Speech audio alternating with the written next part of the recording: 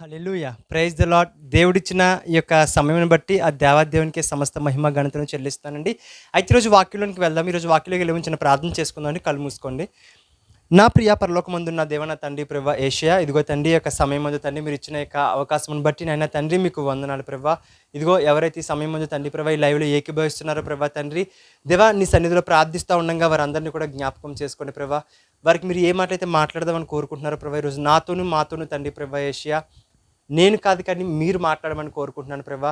నువ్వు ఈరోజు చెప్పిన సందర్భం ప్రభా తండ్రి, ఆ సందర్భానికి తండ్రి ప్రభా యేషయా మీరు ఏం ఉద్దేశించారో ప్రభా మాటలు తెలియపరచండి ప్రభా. నీ కృపచేత ముందుకు నడిపించండి. ఇదిగో ప్రతి డిస్టర్బెన్స్ని బంధిస్తూ తండ్రి ప్రభా యేసు నామంలో ప్రార్థిస్తున్నాను నా ప్రియం కలిగిన తండ్రి, amen. Hallelujah! Praise the lord. Hallelujah! Praise the lord అండి. ఈరోజు యొక్క అంశము ఏంటనంటే, నీ ప్రయాసము ప్రభువునందు వ్యర్థము కాదు. ఏంటనంట, నీ ప్రయాసం ప్రభువునందు వ్యర్థం కాదు. అవునండి. మనం అనుకుంటా ఉంటాము, ఏంటి ఇంత కష్టపడుతున్నాను, ఇంత విశ్వసిస్తున్నాను, ఇంతకాలం ఎదురు చూస్తున్నాను, అయినా నా జీవితంలో ఏ కార్యం జరగట్లేదు, ఇంకా అంతేనా నా పరిస్థితి అనేటటువంటి ఆలోచన రీతిలోకి మనం వెళ్తూ ఉంటాము.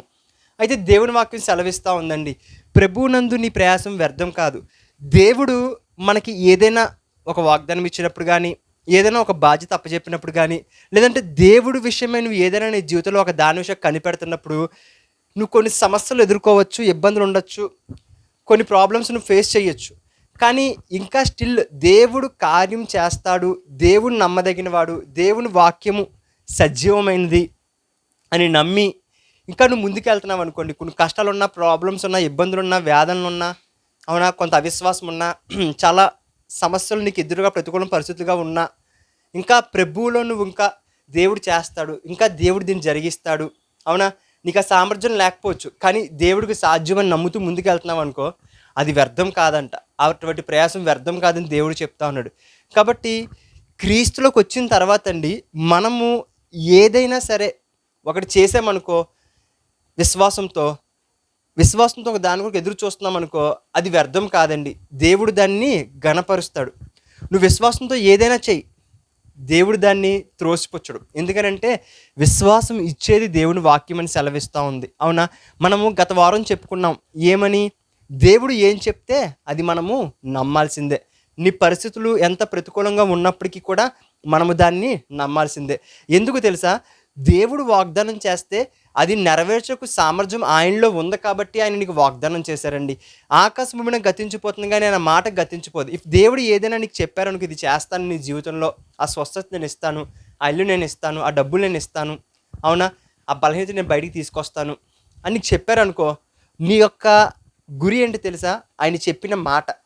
ఎప్పుడైతే ఆయన చెప్పిన మాట మీద నీ గురి ఉంటుందో ఖచ్చితంగా నెరవేరుతుందండి. మనం గత వారం అదే చూసుకున్నాం. ఇజ్రాయెల్ ప్రజలకు దేవుడు కానాను తీసుకెళ్తానని చెప్పాడు, కానీ వారు ఏం చేశారు, వాగ్దానం నమ్మారు, ముందుకు వెళ్ళారు, ఆయనతో సావాసంలో ఉన్నారు.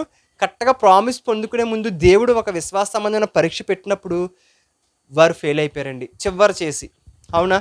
కానీ వారు ఆ సమయంలో నమ్ముంటే దేవుడు ఆ వాగ్దాన ఫలాన్ని వారికి ఇచ్చేటివాడు. ఈరోజు మనం చూద్దాం, నిజంగా దేవుడు వాగ్దానం చేసింది ఫెయిల్ అవుతుందా అంటే ఫెయిల్ అవుతుందండి. ఎప్పుడు ఫెయిల్ అవుతుంది అని అంటే, మనము దాన్ని నమ్మకపోయినప్పుడు, మనము దాన్ని విడిచిపెట్టినప్పుడు. గత వారం చదువుకున్నాం ఆయనకు అనేక రోగులు స్వస్థపరచుటకు సామర్థ్యం ఉంది, అవునా, అనేక మంది రోగులు స్వస్థపరచుటకు సామర్థ్యం ఉన్నదంట. కానీ వారి అవిశ్వాసానికి ఆయన కొద్ది మంది రోగుల మీద చేతులుంచి మాత్రమే అక్కడి నుంచి వెళ్ళిపోయారంట. అంటే అక్కడ ఉన్న అందరినీ స్వస్థపరిచే అభిషేకం ఆయనకు ఉంది, అధికారం ఆయనకు ఉంది, అటువంటి సామర్థ్యం ఆయనకు ఉంది. ఎందుకంటే వాక్యం చెప్తా ఉంది, ఆయన యొద్దకు వచ్చిన ప్రతి ఒక్కరిని బాగు చేశారని చెప్పేసి, అవునా. ఏ ఒక్కరిని పక్షపాతి కాడండి దేవుడు. ఒకరిని స్వస్థపరిచి, ఒకరిని స్వస్థపరచకుండా, ఒకరిని అభిషేకించి, ఒకరిని అభిషేకించకుండా దేవుడు ఉండడు. ప్రతి ఒక్కరిని దేవుడు ఆశీర్వదించుదామని, విడిపించుదామని చూస్తూ ఉంటాడు.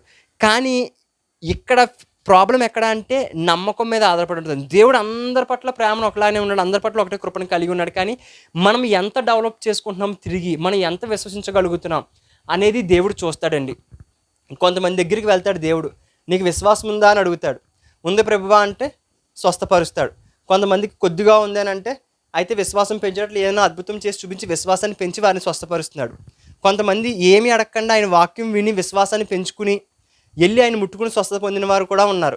ఎవరు, రక్తస్రావం కలిగిన స్త్రీ, శతాధిపతి కూడా యేసు గురించి విన్నాడంట. విని ఏం చేశాడు, దేవా నువ్వు మాట ఇస్తే చాలు దేవా అన్నాడు, స్వస్థత పొందుకున్నాడు. అది యొక్క దాసుడి విషయమే. అంటే దేవుడు ఫైనల్గా చూస్తుంది ఏంటనంటే మనలో నుంచి విశ్వాసము. అవునా? ఆయన అంటాడు కదా, నువ్వు ప్రార్థన చేస్తూ చేస్తూ మధ్యలో ఆపేయకూడదు, విసకక ఉండవాలని చెప్పి ఆయన ఒక ఉపమానం చెప్పారంట ఆయనకి. ఒక స్త్రీ ఒక రాజు దగ్గరికి ప్రతిరోజు వచ్చి తన యొక్క ఏదైతే ప్రతివాదికి తనకి సమస్య ఉందో ఆ సమస్య న్యాయం తీర్చమని అడుగుతూ ఉందంట. ప్రతిరోజు అడుగుతూ ఉంది. ఆ రాజుకు ఒకరోజు చిరాకు వచ్చి, నేను ఎవరిని లెక్క చేయను, దేవుని లక్ష్య పెట్టను, మనిషిని లక్ష్య పెట్టను, కానీ ఈ స్త్రీ మాత్రం నన్ను ప్రతిరోజు అడుగుతుంది ఏంటా అని చెప్పేసి ఆమెకు న్యాయం తీరుస్తాడు. అన్యాయస్తుడైన ఆ యొక్క రాజు అలా ఉంటే సమస్తం సృష్టికర్త అంట. ఈయన మరి నిశ్చయంగా మీకు న్యాయం చేస్తాడు కదా అని చెప్పి యేసయ్య అంటూ ఏమంటున్నాడు, మీరు ప్రార్థనలో ఎదగండి, మీరు ప్రార్థనలో ఆగిపోకండి, మీరు దేవుడిని అడిగే దాని విషయమే అక్కడితో ఉండిపోకండి, మీరు ముందుకు వెళ్ళని దేవుడు చెప్తా ఉన్నాడు. అంటే దేవుడి ఉద్దేశం ఏంటి తెలుసా? నువ్వు క్రీస్తులోకి వచ్చిన తర్వాత ఆలస్యం అవుతున్నా, ఇబ్బంది పడుతున్నా, నువ్వు ఇంకా స్టిల్ పట్టుకుంటున్నావు అనుకోండి దేవుని గట్టిగా, ఇంకా ఈ దేవుడిని ఆశీర్వదిస్తాను పట్టుకుంటున్నావు అనుకోండి, నీ ప్రయాసము వ్యర్థం కాదని దేవుడు చెప్తాడండి. ఈరోజు మనం వాక్యంలోనికి వెళ్దాం. యెషయా 55:11 నుంచి చదువుదామండి. వర్షము హిమము ఆకాశము నుండి ఏంటనంట, వర్షము హిమము ఆకాశం నుండి వచ్చి అక్కడికి ఎలాగు మరలక భూమిని తడిపి విత్తువానికి విత్తనమును భుజించువానికి ఆహారము కలుగుటకై అది చిగిర్చి వర్ధిల్లినట్లు చేయునో అలాగే నా నోటి నుండి వచ్చి వచనమును ఉండును. దేవుడు మనతో మాట్లాడుతున్న మాట ఏంటి తెలుసండి? వర్షము హిమము ఎలాగైతే భూమిని తడపడానికి వచ్చి దాని పని అది చేస్తూ ఉందో, దాన్ని సృష్టించిన నేను ఏదైనా మాట ఇచ్చినప్పుడు అది ఖచ్చితంగా జరిగి తీరుతుందని దేవుడు చెప్తా ఉన్నాడు. దేవుడిని జీవితంలో ఏదైనా వాగ్దానం చేయనివ్వండి, దేవుడు ఖచ్చితంగా దాన్ని చేసి తీరుతాడు. మనం ఏమైనా చెయ్యగలగాలి అని అంటే దానికి ఏం చేయాలి తెలుసా? నమ్మకం కలిపితే చాలండి, ఇంకేం నువ్వు చేయాల్సిన అవసరం లే. అర్థమవుతుందా? ఆ వాగ్దానం నా జీవితంలో దేవుడు చేస్తాడు అనేటటువంటి నమ్మకాన్ని నీవు దేవుని దగ్గర చూపించగలిగితే చాలు. ఇది మనం గత వారం దీని గురించి మనం ఆలోచించాం, అవునా? అయితే ఇక్కడ ఒక మాట కూడా అంటున్నారు చూడండి,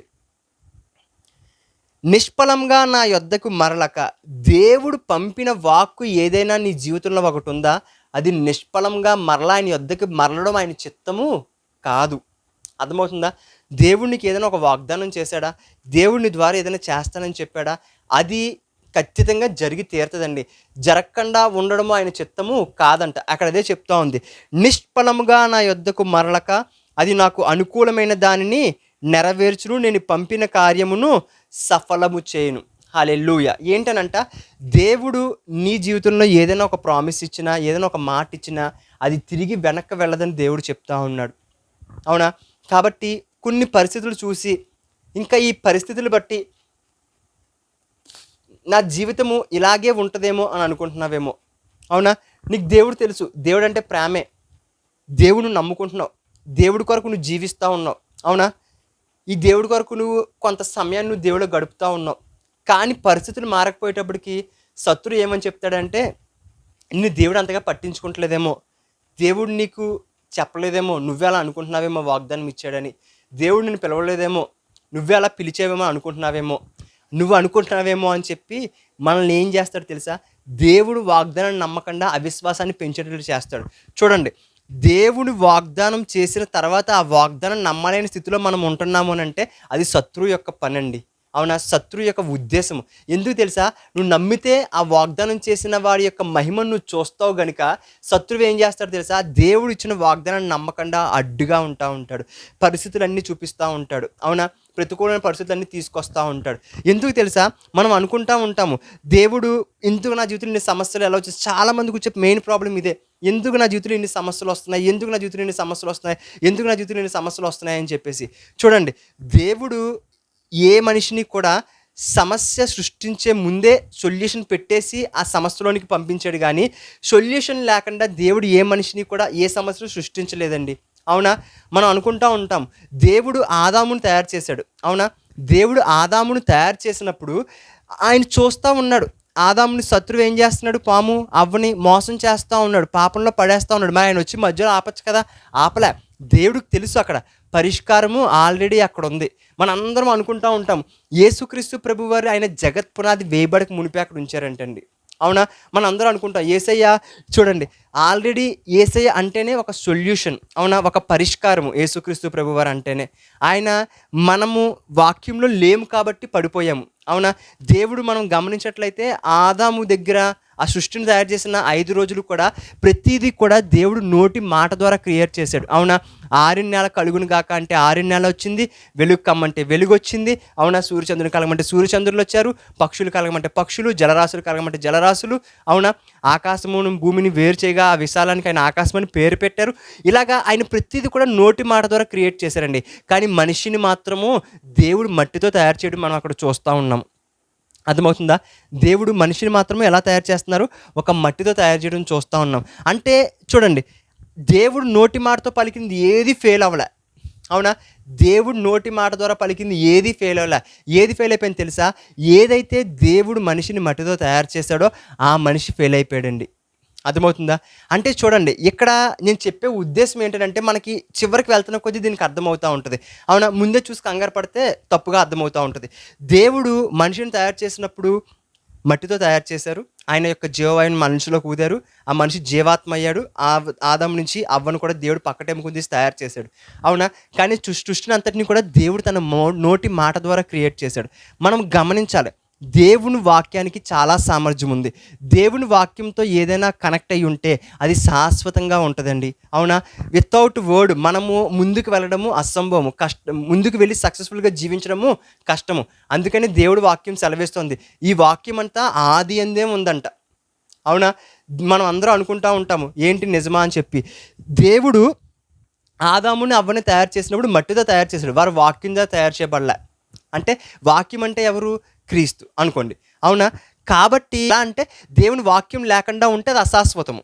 దేవుని వాక్యం ఉంటే అది శాశ్వతం. మనం ఒకసారి ఆ వచనం చూస్తే మీకు అర్థమవుతా ఉంటది. మొదటి పేతురుకు రాసిన పత్రిక మొదటి అధ్యాయం తీద్దాం ఒకసారి.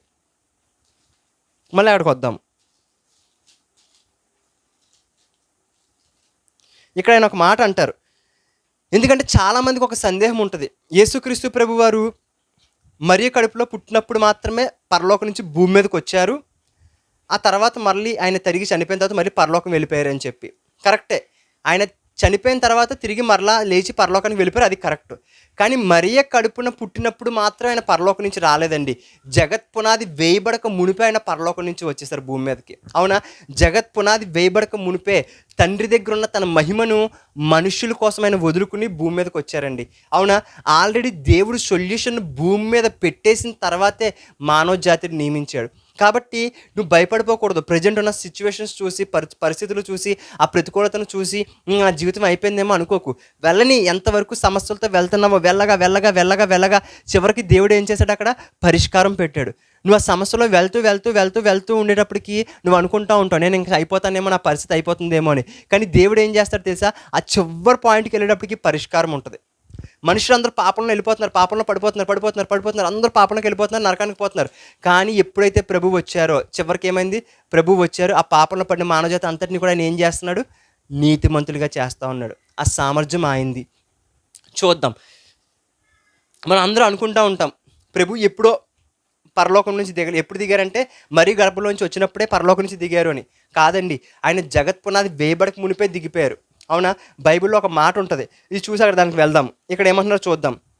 మొదటి పేతురుకు రాసిన పత్రిక మొదటి అధ్యాయము 20 వచనం నుంచి చదువుతున్నానండి.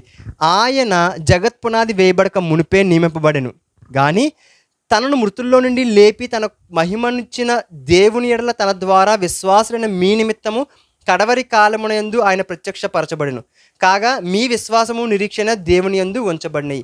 ఇక్కడ ఏమంటా ఉన్నారు? ఆయన జగత్ పునాది వేయబడక మునిపే నియమింపబడెను.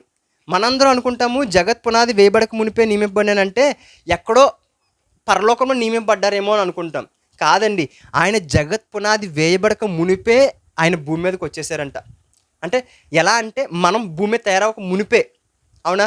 మానవ జాతిని నియమించక మునిపే దేవుడు క్రీస్తు ప్రభు వారిని ముందే సొల్యూషన్గా పెట్టారంట. అవునా? మనకు చూస్తాం కొరింథీయుల ఆటలో ఉంటుంది. ఆయన జగత్ పునాది వేయబడక మునిపే విధింపబడ్డారంట. మనం సిలువులో ఎప్పుడు చూసాము? ఒక 2000 సంవత్సరాల కిందట చూసాం. కానీ జగత్ పునాది వేయబడక మునిపే ఆయన వధించబడ్డారు. అంటే అప్పుడే సొల్యూషన్ పెట్టాడు దేవుడు. కాబట్టి అలా చేస్తూ ఉన్నాడు. పరిస్థితులు ఎంత ప్రతికూలంగా వెళ్తున్నా దేవుడు చూస్తూ ఉన్నాడు. చివరికి ఆయనకి తెలుసు పరిష్కారం ఉందని. మనం అనుకుంటాం మనం లోకానుసారంగా చూసి ఇంకా నా బ్రతుకు అయిపోయిందని అనుకుంటూ ఉంటాం. అవునా? అలా కాదండి. దేవుడు ఆది అంతమే ఉన్నాడు. అందుకే దేవుని మాట మనం నమ్మాలా. ఆయన నీ ఫ్యూచర్ కూడా చూసి నీకు వాగ్దానం ఇస్తాడు. కాబట్టి ఆ వాగ్దానం నువ్వు చూసుకున్నావనుకో నీ జీవితం ఏంటి నీకు అర్థమవుతూ ఉంటది. ఇప్పుడు సిచ్యువేషన్ చూసి వాగ్దానం కంపేర్ చేసుకున్నావనుకోండి, నీ జీవితం నీకు ఎలా ఉంటదని అంటే, దేవుడు నాతో సరదాగా ఉన్నాడేమో అనుకుంటా ఉంటావు. నమ్మడానికి కూడా, విశ్వసించడానికి కూడా నీకు అంత విశ్వాసం రాదు. దేవుడి సామర్థ్యం తెలుసుకోకుండా దేవుడు వాగ్దానం పట్ల మన నమ్మకము పెంచుకోలేమండి. అవునా? ఈరోజు మనం చూద్దాం. ఆయన జగత్పునాది వేయబడక మునిపే నియమింపబడిను గాని మృతుల్లో నుండి లేపి తనకు మహిమనిచ్చిన దేవుని ఎడల తన ద్వారా విశ్వాసులైన మీ నిమిత్తము కడవరి కాలమందు ఆయన ప్రత్యక్షపరచబడిను. జగత్పునాది వేయబడక మునిపే మన కొరకు భూమి మీదకి వచ్చేసంట తండ్రి యొక్క మహిమను విడిచిపెట్టేసి. ఎలాగంటారా?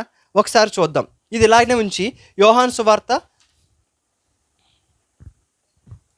17 తీద్దాం. ఇది ఇలా ఉంచి అక్కడికి వెళ్దాం. అక్కడ చెప్తాడు ఆయన, జగత్ పునాది వేయబడక మునిపే మనుషుల కొరకు దేవుడు భూమి మీదకి రావడం జరిగింది యేసుక్రీస్తు ప్రభువారు. చూద్దాం. యోహాను సువార్త 17 ఇక్కడ ఆయన ఒక ప్రార్థన చేస్తూ ఉన్నారు.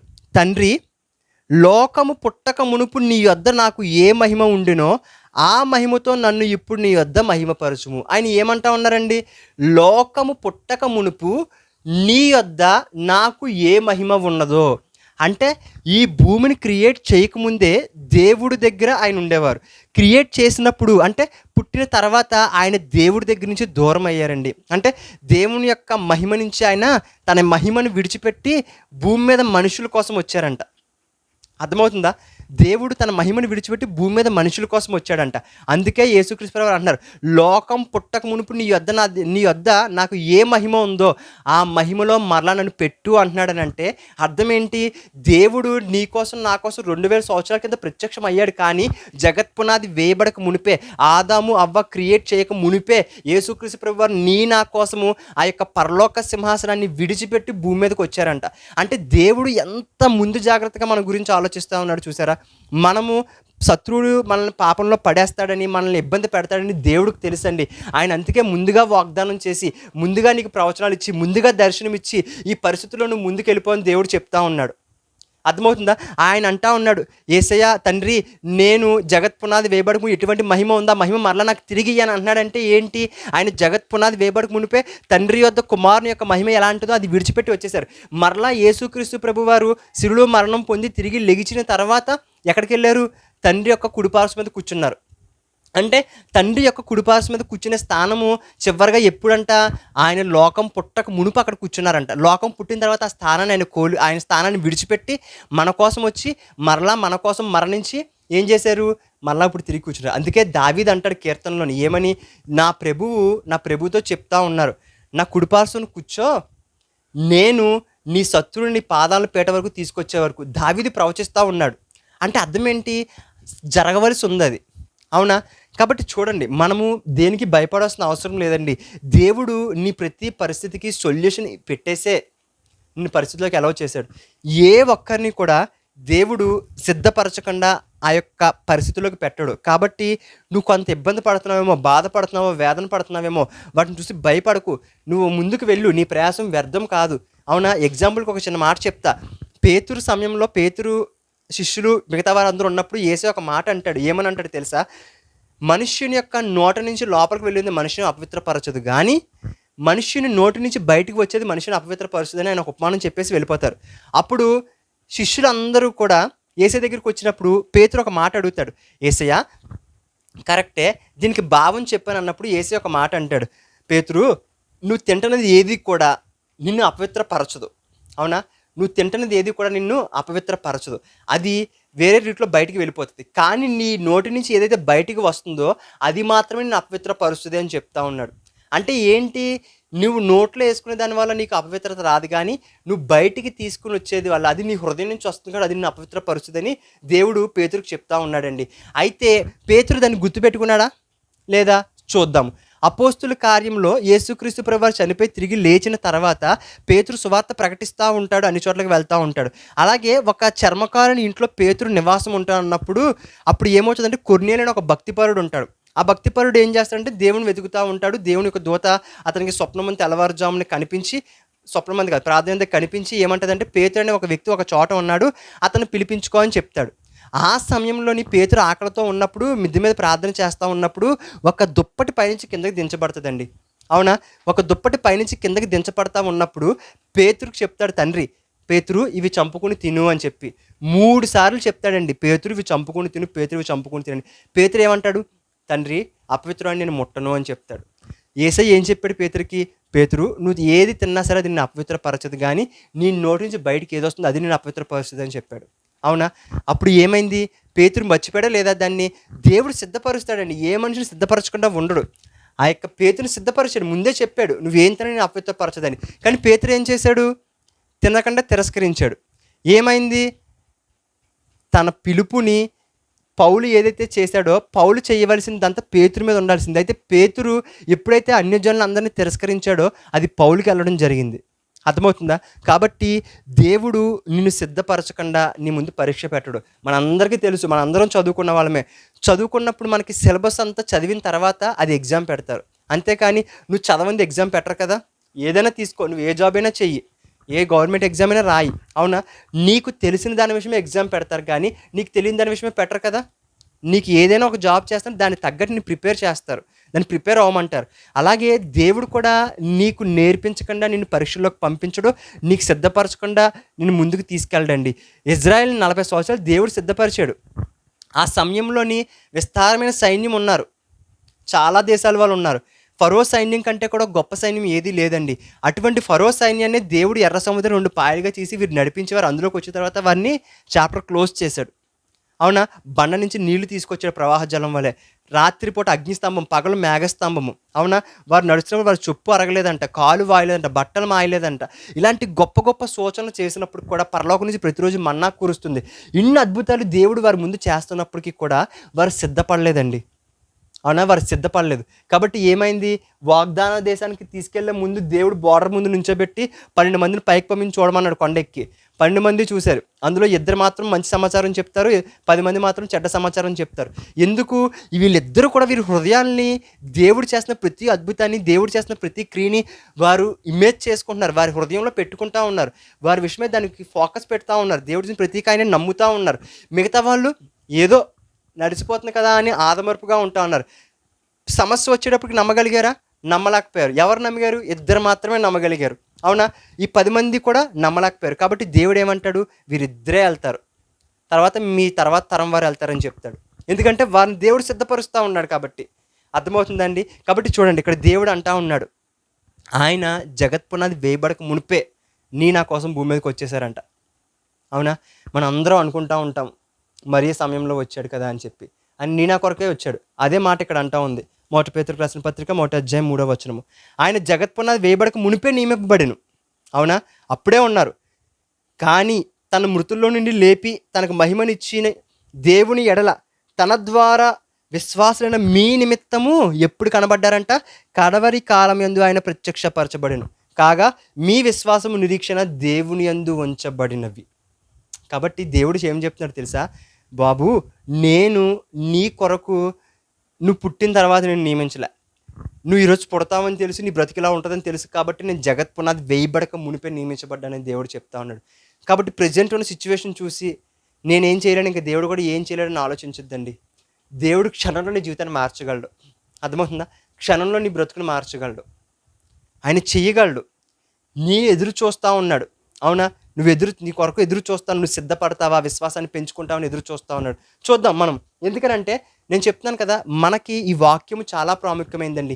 ఎందుకనంటే మీకు చెప్తా, ఇది చెప్పి దీని ముందుకెళ్తా. మనము ఆదాము వాళ్ళు వాక్యం చేత క్రియేట్ చేయబడలే, నోటి మాట చేత క్రియేట్ చేయబడలే. దేవుడు తయారు చేశాడు, క్రియేట్ చేయబడ్డారు. అవునా? అయితే మనిషి అందరూ కూడా ఎలాగున్నారు? అశాశ్వతంగా ఉన్నారు. అవునా? ఆదాము వల్ల దేవుడు తయారు చేశాడు గనుక, ఆదాముని దేవుడు తయారు చేశాడు కనుక, మట్టితో తయారు చేశాడు కనుక ఆదాము వాక్యంతో తయారు చేయబడలేదండి. అవునా? అంటే దేవుడు నోటి మాట ద్వారా తయారు చేయలే. ఎలా తయారు చేసి చూద్దాం. దేవుడు నోటి మాట అంటే ఎవరు? బైబిల్లోని ప్రకటన గ్రంథంలో ఉంటుంది. ఏమని? క్రీస్తుకు మరొక పేరేంటి? వాక్యము. ఆయన పేరు వాక్యం అని కూడా ఉంటుందండి. ఆదాముని దేవుడు మట్టితో తయారు చేశాడు, తన ఆత్మనిచ్చాడు. ఓకే, బాగుంది అంతవరకు. ప్రతి ఒక్క మనిషి ఆదాము నుంచి మొదలుకొని యేసుక్రీస్తు ప్రభువు శిలువ మరణం పొందేంత వరకు ప్రతి మనిషి ఎక్కడికి పోతా ఉన్నారండి? చనిపోయి పరలోకానికి వెళ్ళిపోతున్నారా? అయితే నరకానికి పోతున్నారు లేదా పరదేశికి వెళ్తున్నారు. వారు ఎవ్వరికి కూడా రక్షణ కార్యము లేదు, అంటే శాశ్వత జీవం లేదు. అర్థమవుతుందా? వారందరికీ శాశ్వత జీవం లేదు, రక్షణ కార్యం లేదు. వారందరూ అయితే నరకానికి లేదంటే పరదేశికి వెళ్తూ ఉన్నారు. అవునా? 2 ఆప్షన్స్. అయితే క్రీస్తుని అంగీకరించిన తర్వాత మన అందరము శాశ్వతం అయిపోయాం. అవునా కదా? క్రీస్తుని అంగీకరించిన తర్వాత మన అందరము కూడా శాశ్వతంగా బ్రతుకుతూ ఉన్నాం. అవునా? మనము క్రీస్తుని అంగీకరించకపోతే రెండో మరణం అనేది ఉంది. మొదటి మరణం, రెండో మరణం అనేది ఉంది. అయితే క్రీస్తుని అంగీకరించా కాబట్టి మొదటి మరణం ఉండొచ్చు. అవునా? మొదటి మరణం ఉండొచ్చు. కానీ నువ్వు చనిపోయినా కూడా వెంటనే ఎక్కడ కళ్ళు తెరుస్తావు? పరలోకంలో దేవుని తెరుస్తావు. అంటే ఏంటి? నీ జీవితం ఇంకా శాశ్వతము. ఎందుకు? దేవుని వాక్యం ద్వారా నువ్వు పుట్టావు కాబట్టి. అవునా? దేవుని వాక్యం ద్వారా నువ్వు పుట్టావు కాబట్టి. ఆదాం వాళ్ళు దేవుని వాక్యం ద్వారా పుట్టలేదు కాబట్టి దేవుడు ఏం చేశాడు? యేసుక్రీస్తు ప్రభువు అనే వాక్యం ద్వారా మరలా నిన్ను తిరిగి జన్మింపచేశారు. ఇప్పుడు నువ్వు ఎవరి వల్ల పుట్టావంట? యేసుక్రీస్తు ప్రభువు. అంటే ఎవరి వల్ల? వాక్యం వల్ల నువ్వు పుట్టావు కాబట్టి నువ్వు శాశ్వతంగా ఉంటావు. అర్థమవుతుందండి? దేవుడు అబ్రహాం సమయంలో ఒక మాట అంటాడు, నేను అబ్రహాము దేవుణ్ణు, ఇస్సాకు దేవుణ్ణు, యాకోబు దేవుణ్ణు, నేను సజీవులకే దేవుని కానీ మృతులకు దేవుని కానని మోషే దగ్గర అంటాడు. అంటే గమనించండి, సజీవులకే దేవుడు కానీ మృతులకు దేవుడు కాడంటే అర్థం ఏంటండి?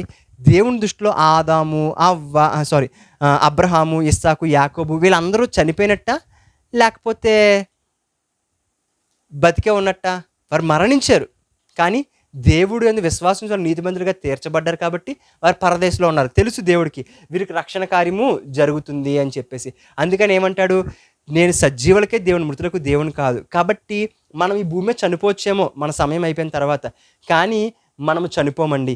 మరణం, శరీర మరణం జరుగుతుంది కానీ మనం వెంటనే పరలోకంలోనో ఆయన దగ్గర కళ్ళు తెరుస్తాం. కాబట్టి ఆయన నీకు నాకు కూడా దేవుడై ఉన్నాడు. అర్థమవుతుందా? అంటే నా జీవితము శాశ్వతమైన జీవితంగా చేశాడు. ఈ సామర్థ్యం ఎక్కడి నుంచి వచ్చింది? దేవుని వాక్యం వల్ల నుంచి వచ్చింది. అదే ఇక్కడ మాట్లాడుతూ ఉన్నారు. 22 నుంచి చదువుదాం. 1 పేతురు 1:22. మీరు క్షయబీజం నుండి కాక శాశ్వతమగు జీవము గల దేవుని వాక్యము మూలముగా అక్షయ బీజం వల్ల పుట్టింపబడిన వారు. అంటే నీవు నేను కూడా తల్లిదండ్రులకు పుట్టాం క్షయబీజం నుంచి, కరెక్ట్. కానీ ఎప్పుడైతే ఆదాము కూడా దేవుడు తయారు చేసినప్పుడు క్షయబీజమే. అవునా? తను జీవవృక్ష ఫలం తినుంటే వేరు, తినలేదు కాబట్టి క్షయబీజంగా మార్చబడ్డాడు. ఓకేనా? క్షయబీజము ఎందుకంటే తను కూడా ఎండ్ అయిపోయాడు. అవునా? తనకు కూడా క్రీస్తు రక్తం కావాలి, లేదంటే పరలోకానికి వెళ్ళడు. అబ్రహామైన క్రీస్తు రక్తం కావాలి, లేదంటే పరలోకానికి వెళ్ళడు. ఎందుకంటే యేసయ్య మార్గం, సత్యం, జీవం. వారు నీతిమంతులుగా తీర్చబడ్డారు కానీ యేసు రక్తం కడగబడాలి. ప్రతి ఒక్కరూ కడగబడాలి. ఎందుకంటే ఆదాం పాపం చేశారు కాబట్టి అక్కడి నుంచి ప్రతి ఒక్క వ్యక్తి క్రీస్తు రక్తం కడగబడవలసిన వారే. అవునా?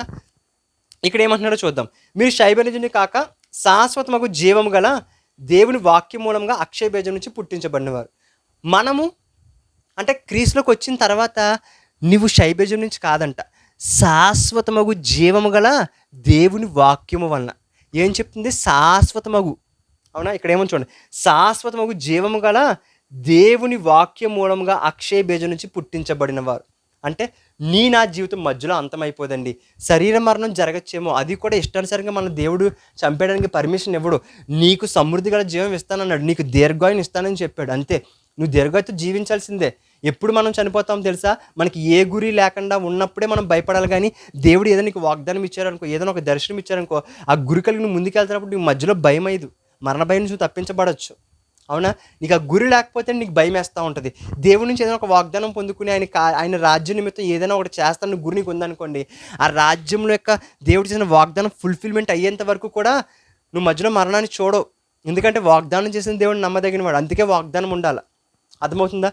నెక్స్ట్, మనం చనిపోయినా సరే శాశ్వతంగా జీవించే ఉంటాం. దానికి గల సామర్థ్యం దేవుని వాక్యం.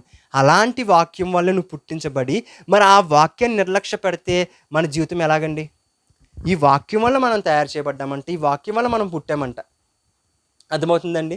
కాబట్టి గమనించండి, యేసుక్రీస్తు ప్రభువారే చెప్తా ఉన్నారు, నేను జగత్ పునాది వేయబడక మునిపే ఉన్నాను, నా తండ్రి యొద్ద మహిమ నుంచి నేను బయటికి వచ్చేసాను మీ అందరి కొరకు.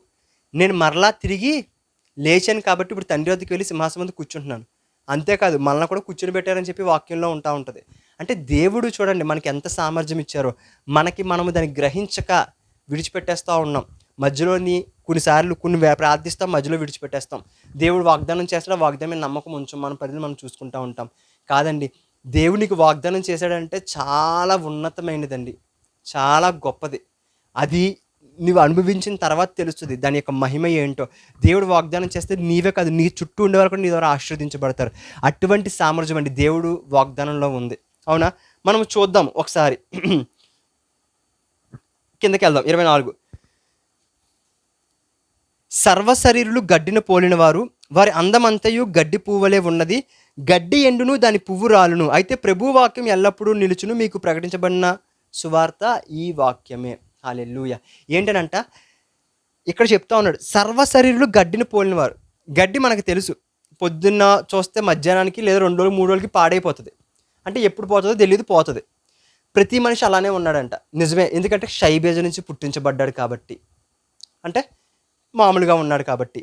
కానీ నువ్వు క్రీస్తుని అంగీకరించావంటే నువ్వు క్షయబీజం నుంచి కాదు, అక్షయబీజం నుంచి పుట్టించబడ్డావు. కాబట్టి నీ పరిస్థితి ఏమన్నాడో చూద్దాం. సర్వసరులు గడ్డిని పోలిన వారు. సర్వసరులు అన్నప్పుడు క్రీస్తుని అంగీకరించుకున్న వారు ఈ వాక్యాన్ని తీసుకోకూడదు. క్రీస్తు లేనివారు సర్వశరీరులు. సర్వశరీరులు అంటే అందరూని. కానీ గడ్డిని పోలి ఉన్నారని అంటే మనం తీసుకోకూడదు. అది క్రీస్తుని అంగీకరించిన వారు తీసుకోకూడదు. అర్థమవుతుందా? క్రీస్తుని అంగీకరించిన వారు దాన్ని తీసుకోకూడదు. ఏం తీసుకోవాలి మనము? వారి అందమంతా గడ్డి పువ్వులే ఉన్నది. గడ్డి ఎండును, పువ్వు రాలును. ఏ సమయమైనా గడ్డి ఎండిపోతుంది, పువ్వు రాలిపోతుంది. దాని జీవితం కొద్ది మాత్రమే. అయితే ఇది మనం తీసుకోవాల్సింది. అయితే ప్రభు వాక్యం ఎల్లప్పుడూ నిలుచును. ఏంటనంట? ప్రభు వాక్యం ఎల్లప్పుడూ నిలుచును. ఇప్పుడు నీవు నేను దేనివల్ల మనం జన్మించామండి? దేనివల్ల జన్మించాం? దేవుని వాక్యం వల్లే కదా జన్మించాం. ఇక్కడ అదే కదా చెప్తా ఉంది 23. మీరు క్షయబీజం నుండి కాక శాశ్వతమగు జీవంగల దేవుని వాక్య మూలమైన అక్షయబీజం నుంచి పుట్టించబడిన వారని. అంటే మన జీవితము గడ్డి వలె పువ్వు వలె ఎండిపోవడము దేవుని యొక్క చిత్తము కాదు. నీవు శాశ్వతమైన జీవము గల దేవుని వాక్యం వల్ల పుట్టించబడ్డావు. కాబట్టి అయితే ప్రభు వాక్యం ఎల్లప్పుడూ నిలుచును. మీకు ప్రకటించబడిన సువార్త ఈ వాక్యమే. హల్లెలూయా. చూడండి, మాట్లాడదాం. మనకి రక్షణ ఎలాగొచ్చిందండి? ఏదైనా క్రియలు చేయడం వల్ల వచ్చిందా, లేదంటే ప్రభు వాక్యం మన హృదయంలోనికి రావటం వల్ల, లేదా ప్రభు వాక్యం వల్ల వచ్చిందా? ప్రభు మాట వల్లే కదా. క్రియల వల్ల మనకు రక్షణ రాలేదు కదా. ఎవరో మనకి సువార్త చెప్పారు. ఎలా? నోటి మాట ద్వారా. వారి నోటి మాట. సువార్త అంటేనే దేవుని మాట. అవునా? దేవుని మాట నీ చెవులో పడినప్పుడు, అది నీ హృదయంలోకి వెళ్ళినప్పుడు ఆ మాట ఏం చేసింది? నీ హృదయాన్ని సిద్ధపరిచింది.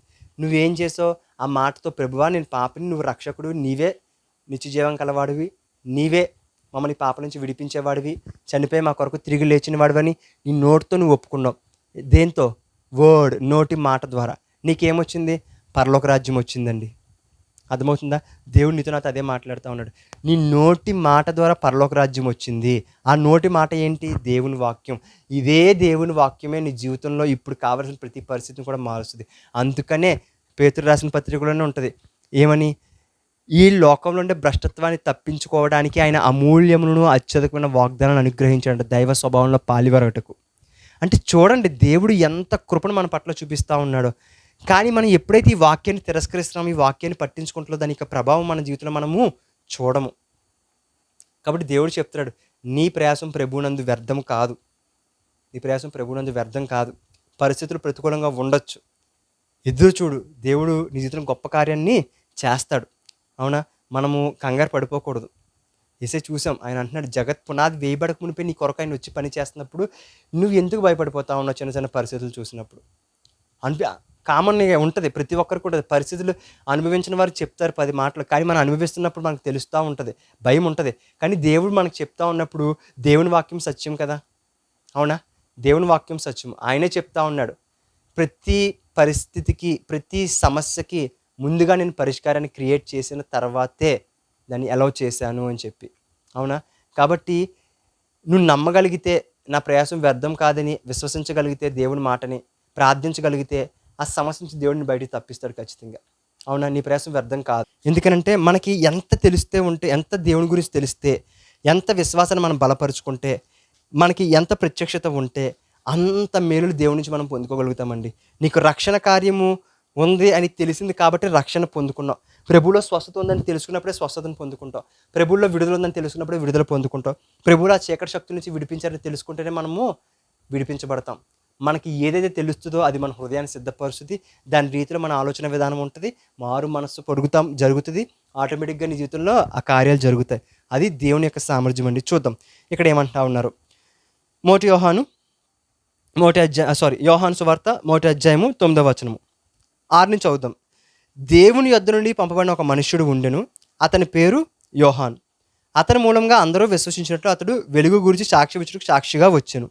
అతడు వెలుగై ఉండలేదు కానీ ఆ వెలుగును గురించి సాక్ష్యం ఇచ్చుటకు అతడు వచ్చాను. ఇతడు వెలుగును గురించి సాక్ష్యం ఇవ్వడానికి వచ్చారు కానీ వెలుగు కాదంట. అయితే ఏమంటారు చూద్దాం. నిజమైన వెలుగు ఉండెను, అది లోకంలోనికి వచ్చుచు ప్రతి మనుషుల్ని వెలిగించుచున్నది. ఎవరు నిజమైన వెలుగు? యేసుక్రీస్తు ప్రభువారు లేదా వాక్యం. ఈ రొద్దు ఒకటే. అవునా? మళ్ళీ ఇక్కడ మనం యేసుక్రీస్తు ప్రభువారిని వాక్యాన్ని వేరు చేయడానికి లేదు, రెండు ఆయనే. ఓకేనా? నిజమైన వెలుగు ఉండెను, అది లోకంలోనికి వచ్చుచు ప్రతి మనుషుని వెలిగించుచున్నది. ఆయన లోకంలో ఉండెను, తండ్రి సింహాసనం వద్ద ఉండలే. ఎప్పుడున్నారు ఆయన తండ్రి సింహాసనం వద్ద? భూమి సృష్టించక మునుపు, శిలువ మరణం జరిగిన తర్వాత. ఈ పార్ట్ అంతా కూడా మిగతా సమయం అంతా ఆయన భూమి దగ్గరే ఉన్నారండి. లోకంలోనే మన కొరకే ఎదురు చూస్తూ ఉన్నాడు. నీనా చూస్తూ ఉన్నాడు, మన ముందు ఉన్న వారిని చూస్తూ ఉన్నాడు, పితరులను చూస్తూ ఉన్నాడు. యేసుక్రీస్తు ప్రభువారు ఎలాగా ఆయన తెలుసుకుంటామా, ఆయన గణపరుస్తామా, ఆయన్ని కనుక్కుంటామా అని చెప్పేసి. అవునా? చూద్దాం. ఆయన లోకంలో ఉండెను, లోకం ఆయన మూలంగా కలిగను కానీ లోకం ఆయనను తెలుసుకొనలేదు. అవునా? నెక్స్ట్, ఆయన తన స్వకీయుల యొద్దకు వచ్చెను, ఆయన తన స్వకీయులను ఆయనను అంగీకరింపలేదు. పైదంతా ఆయన లోకంలో ఉన్నారు, ఎవరు గ్రహించలేదు. తర్వాత ఇజ్రాయెల్ దగ్గరికి వచ్చారు, వారు కూడా ఆయన తిరస్కరించారు. కానీ ఆయన పని ఆయన చేసుకుని వెళ్ళిపోయారు. అవునా? మన అందరి కొరకు చనిపోయి, బాబు మీరు ఎవరైతే నమ్ముకుంటారో, ఎవరైతే నా రక్తంలో కడగబట్టారో వారి అందరూ కూడా శాశ్వతమైన జీవం మీకు ఉంటుందని చెప్పారు. అది మనకి దేవుని వాక్యం వల్ల వచ్చింది. చూద్దాం 12వ వచనం. ఇది మెయిన్. తనను ఎందరు అంగీకరించిరో వారందరికీ, అనగా తన నామందు విశ్వాసం ఉంచే వారికి దేవుని పిల్లలకు ఆయన ఏమని గ్రహించారంట? అధికారము. హల్లెలూయా. ఇది బాగా గుర్తుపెట్టుకోవాలండి. దేవుడు నిన్ను తన అధికారం కింద పెట్టుకోవాలి. నేను ఎప్పుడు అంటుంటా, దేవుడు నిన్ను తన అధికారం కింద పెట్టుకోలేదు కానీ ఆయన కుమారులు అవుటకు నిన్ను అధికారిగా చేశాడంట. అర్థమవుతుందా? గమనించండి. దేవుడు నిన్ను తన అధికారం కింద పెట్టుకోలేదు కానీ ఆయన కుమారులు అవుటకు నిన్ను అధికారం చేశాను. బైబిల్లో ఒక మాట ఉంటుంది, ఏమిటి తెలుసా? ఆయన అంధకార సంబంధమైన అధికారం నుంచి మనల్ని విడిపించి ఆయన రాజ్య నివాసులుగా చేసుకున్నాడంట.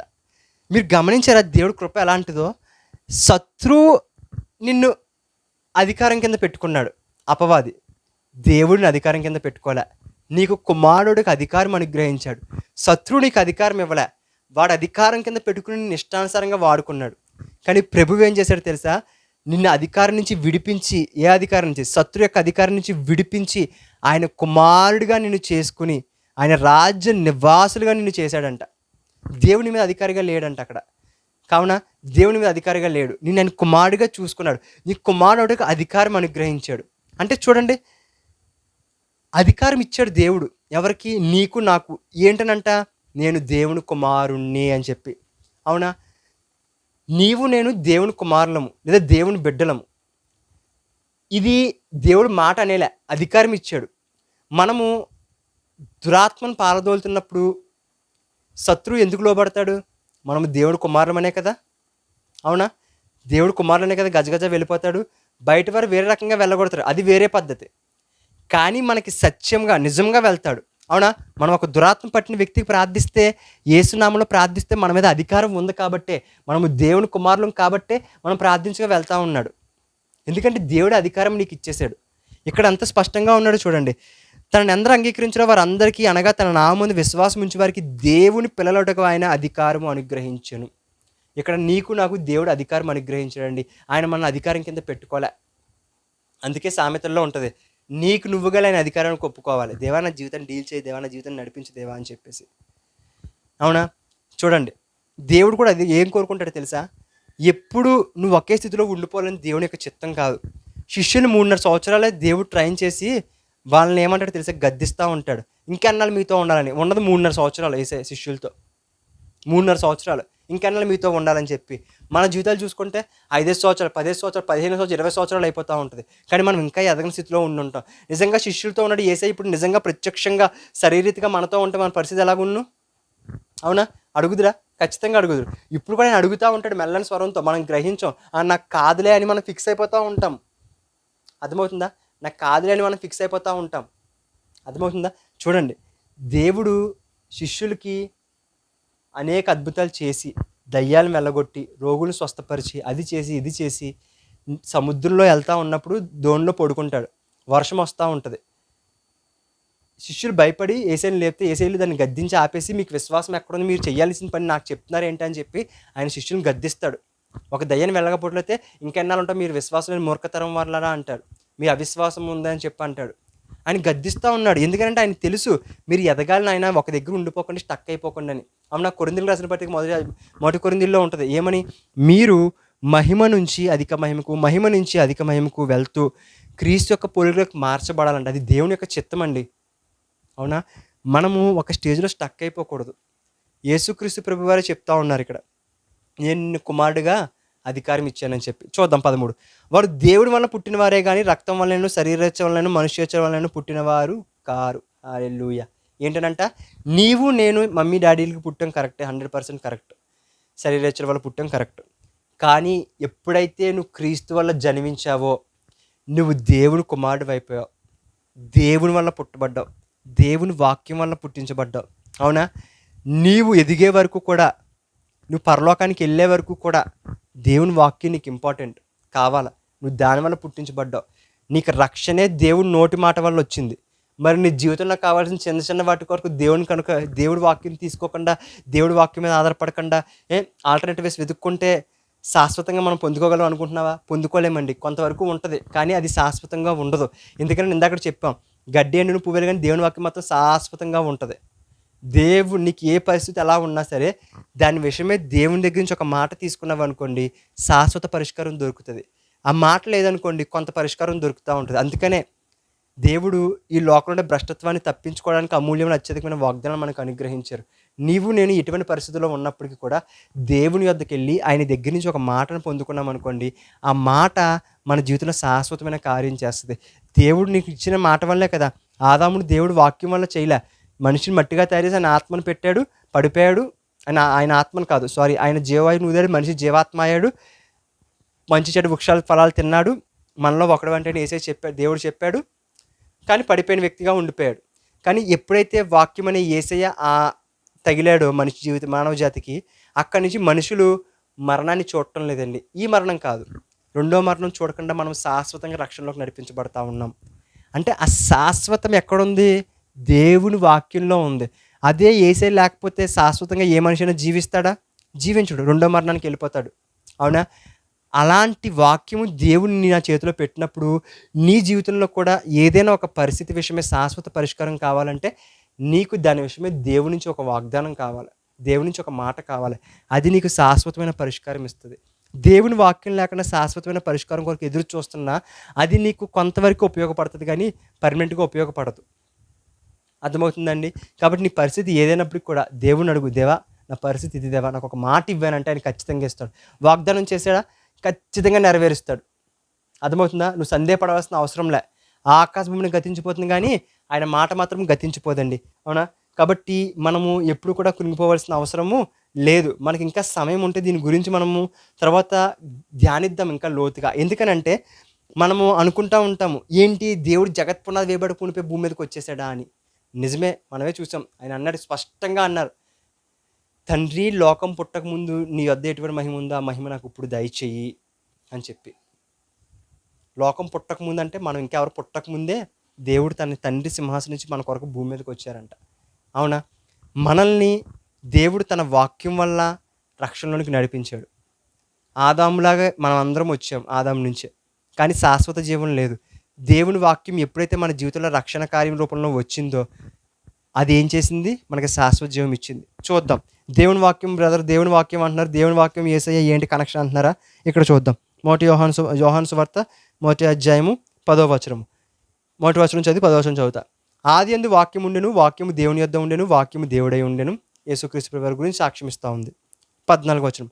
ఆ వాక్యము శరీరధారి కృపాసత్య సంపూర్ణుడిగా మన మధ్య నివసించెను. హల్లెలూయా. ఎవరు? యేసుక్రీస్తు ప్రభువారు. అవునా, కాబట్టి భయపడకండి అండి. ఎటువంటి పరిస్థితి ఉన్నా నీ జీవితం, నా జీవితంలోని మనం భయపడాల్సిన అవసరం లే. దేవుడు దానికి పరిష్కారం ఇచ్చాడు. లోకం మనల్ని కృంగదీస్తూ ఉంటుంది, లోకంలో ముందుకు వెళ్తున్నట్టు అనిపిస్తూ ఉంటుంది, మనం ఒక దగ్గర ఉండిపోతున్నట్టు అనిపిస్తూ ఉంటుంది. బాధపడద్దు. నీ దేవుడు చాలా గొప్ప దేవుడు. నీవు నమ్మకంతో ముందుకు వెళ్ళు. నీ జీవితంలో ఉండే పరిష్కారం ఎంత గొప్పది ఉందనంటే నువ్వు కనీసం ఊహించలేదు. అంత గొప్ప పరిష్కారం దేవుడు పెట్టేసే నువ్వు ప్రెజెంట్ పడుతున్న బాధల్లో, వేదనలో నిన్ను చూస్తా ఊరుకున్నాడు. అయ్యో! దేవుడు పట్టించుకుంటలేదు, అయ్యో! దేవుడు పట్టించుకోవట్లేదని బాధపడిపోద్దు. అవునా? దేవుడు దానికి సొల్యూషన్ పెట్టేశాడు కాబట్టే అంత సైలెంట్‌గా ఉన్నాడు. పెట్టకపోతే వెంటనే చిటికలో తీసేద్దుడు. నువ్వు వెళ్ళు, ముందుకెళ్ళు. ఇంకొక కొన్ని రోజులు ఓపిక పట్టు. ఆ సమస్య విషయమే పరిష్కారం ఖచ్చితంగా ఉంటది. ఎందుకనంటే ఆయన జగత్ పునాది వేయబడక మునిపే పరిష్కారాన్ని పెట్టి భూమి మీదకి సమస్యలను అలౌ చేశారండి. సమస్యలు అలౌ చేయడం ఇంటెన్షనల్లీ కాదు. మనిషే పడిపోయాడు. శత్రువు పెడతాడు. దేవుడు చూస్తా ఊరుకుంటాడు. ఎందుకనంటే దేవుడికి తెలుసు పరిష్కారం ఉందని చెప్పేసి. అవునా? కాబట్టి మనం దేని విషయం బాధపడాల్సిన అవసరంలే. నువ్వు ఇంకా సమస్యలు ఉన్నప్పటికీ, బాధలు ఉన్నప్పటికీ, వేదనలు ఉన్నప్పటికీ ఆ ప్రార్థన జీవితాన్ని మానేయొద్దు. ఆ వాక్యం చదివే జీవితాన్ని మానేయొద్దు. దేవుడి మీద అలగవద్దు. ఎందుకంటే పరిష్కారం ఇచ్చేది ఆయనే. ఖచ్చితంగా నీ జీవితంలో కార్యం జరుగుతుంది. నువ్వు ఎదురు చూడు అంతే. ఓపికతో ఎదురు చూడు. ఆ పరిస్థితులు, ఇబ్బందులు బాధ పెట్టని, కృంగదివ్వని, ప్రభువా ప్రభువా ప్రభువా ఆయన తలుచుకుంటూ ముందుకెళ్ళిపో. ఆయన కూడా మనలాగే శోధించబడి పాపం చేయలేదంట. కాబట్టి శోధించబడ్డ వారికి సహాయం చేయవాడే ఉన్నాడు. కేవలం శరీర శోధనలో తలంపులే కాదు, నీ యొక్క సమస్యలు కూడా ఆయన తెలుసు. వాటిని అన్నిటి కూడా ఆయన వెళ్ళాడు, చూశాడు. కాబట్టి దానిలో ఎలాగ నువ్వు ముందుకు వెళ్ళాలో ఆయనకి పరిష్కారం తెలుసండి. అవునా? దాన్ని ఎలాగా నేను బయటికి తీసుకురావాలో ఆయనకి తెలుసు. కాబట్టి ఈ వాక్యం విన్న ఎవరి జీవితము కూడా శాశ్వతంగా ఉంచడండి. ఎందుకంటే నీకు మర్మం తెలిసిపోయింది. ఏంటి? దేవుడు పరిష్కారం పెట్టిన తర్వాతే ఈ సమస్యని అలౌ చేశాడు. కాబట్టి ఈ సమస్యని అంతము చెయ్యదు. ఎప్పుడు అంతం చేస్తుందంట? ఇన్ కేస్ నువ్వు ఇంక నేను అంతమైపోతాననేటటువంటి మైండ్ సెట్తో నువ్వు ఉంటే, ఆ వాక్యాన్ని నమ్మకుంటే, ఇజ్రాయెల్ ప్రజల్లాగా తిరస్కరిస్తేనే తప్ప దేవా నమ్మకం లేదని అనుకుంటున్నావా? అడుగు దేవుణ్ణి. ఆయన అంటాడు, ఒక వ్యక్తి యేసయ్యా నాకు నమ్మకం లేదు, నమ్ముతున్నా కానీ కొంచెం అనుమానం ఉందంటే చాలు, ఆవగింజంత ఉంది కదా, ఓకే అని చెప్పేసి ఆయన ఆ కుమారుని స్వస్థపరిచి ఆ బలహీనమైన విశ్వాసం ఏం చేస్తాడు? బలపరుస్తాడు. విశ్వాసానికి కర్తయు దాన్ని కొనసాగించేవాడైన యేసు వైపు చూచుచు మేటొచ్చిన పందెంలో ఓపికతో పరిగెట్టాలి నువ్వు. హల్లెలూయా. అవునా? దేవుడి వాక్యం దీవించిన కాక ప్రార్థించుకుందాన్ని కళ్ళు మూసుకొని. నా ప్రియ పరలోకమందున్న దేవన తండ్రి ప్రభా, యెషయా ఇక సమయమందున ఇచ్చిన ఇక మాటలను బట్టి నాయన తండ్రి మీకు వందనాలు ప్రభా. ఇదిగో అనేక మంది ప్రభా తండ్రి మీరు ఇచ్చిన వాగ్దానాలు ఉంటాయి. వారి జీవితంలో చాలా పరిస్థితులు జరగక, ముందుకు వెళ్ళక, ఇబ్బందులతో, బాధలతో, వేదనలతో ఇబ్బంది పడతా ఉంటారు ప్రభా. కానీ నిన్ను విడవలేం ప్రభా. నీవే మాకు జీవం అని తెలుసు, మీరే దేవుడు అని తెలుసు ప్రభా. కానీ పరిస్థితులు మమ్మల్ని బాధ పెడతా, ఇబ్బంది పెడతా ఉంటాయి. కానీ నువ్వు సెలవిస్తూ ఉన్నావు, నీవు నా అందించిన విశ్వాసం నేను సిగ్గుపరచనివ్వదు. నువ్వు ప్రభువులో చూపిస్తున్న ప్రయాసం కూడా వ్యర్థము కాదు. ఖచ్చితంగా దేవుడి జీవితంలో గొప్ప కార్యం చేయబోతున్నాడు. ఇదిగో తండ్రి, ఈ మాటను బట్టి నాయన మీకు వందనాలు ప్రభా. ఎవరైతే ఈ వాక్యం, ఈ ప్రార్థనలు ఏకీభవిస్తున్నారో వారి జీవితంలో ప్రతి సమస్య నుంచి తండ్రి ప్రభా గొప్ప విడుదలను అనుగ్రహించావు. కాబట్టి అది ఈ దినమనే పొందుకునే కృపను దయచేయండి. వారు దేని విషయమే ఏకీభవిస్తున్నారు ఈ సమయం ముందు దేవా, ఆ యొక్క ప్రార్థన రిక్వెస్ట్ విషయమే తండ్రి వారు ఏకీభవిస్తుండగా తండ్రి ఇప్పుడే దాని విషయం కార్యమును జరిగించండి. ఆ బలహీనత నుంచి బయటికి తీసుకురండి. ఆ ఆర్థిక ఇబ్బంది నుంచి బయటికి తీసుకురండి. ఆత్మలో ఎదుగుదల లేదంటే ప్రభా తండ్రి, ఆత్మలో ఎదగలేకపోతున్నారు, ఎదిగే కృపను దయచేయండి ప్రభా. ఆ వాక్యం చదివే కృపను దయచేయండి, ప్రార్థించే కృపను దయచేయండి. ఆ యొక్క అనారోగ్యం నుంచి ముట్టి స్వస్థపరచండి, ఆర్థికంగా వాళ్ళని బలపరచండి తండ్రి. ఇక్కడ ఎవరైతే ఏకీభవిస్తున్నారో అందరినీ దీవించండి, ఆశీర్వదించండి.